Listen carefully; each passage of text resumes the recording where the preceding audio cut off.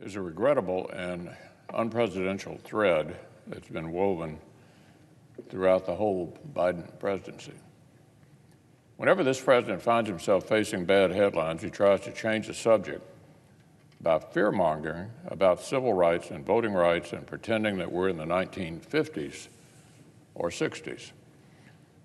So remember early last year, when the full impact of Democrats' inflation was coming home to focus, that's when President Biden flew to Georgia, screamed that Jim Crow was coming back, and our democracy was on death's doorstep, and compared Republicans, listen to this, to Bull Connor and Jefferson Davis.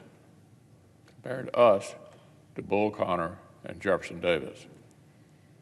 Well, here he goes again.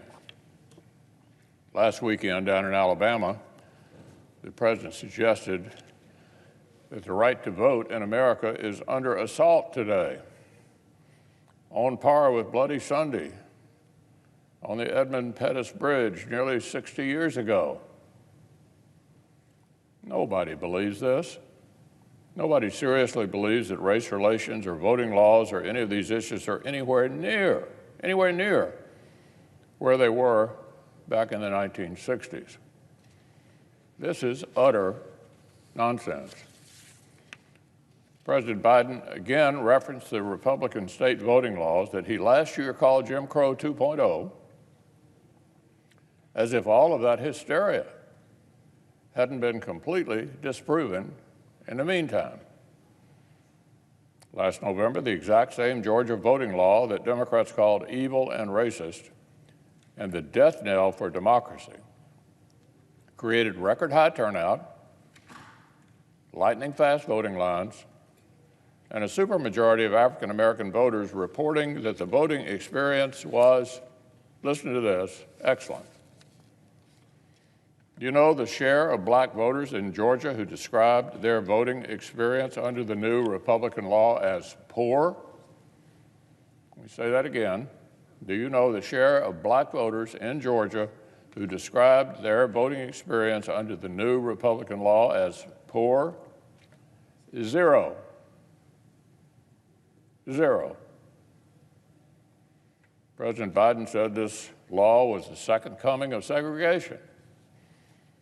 And 0% of black voters said they had a poor voting experience. But here he goes again. The same lies, the same hysteria. We're back in this bizarre twilight zone where the President of the United States periodically says these utterly absurd, apocalyptic things with zero basis in reality. And everybody just carries on like it really didn't happen. Well, there goes the leader of the free world shouting unhinged and false things about the end of democracy one more time. Oh, you know, just another day. What else is on TV?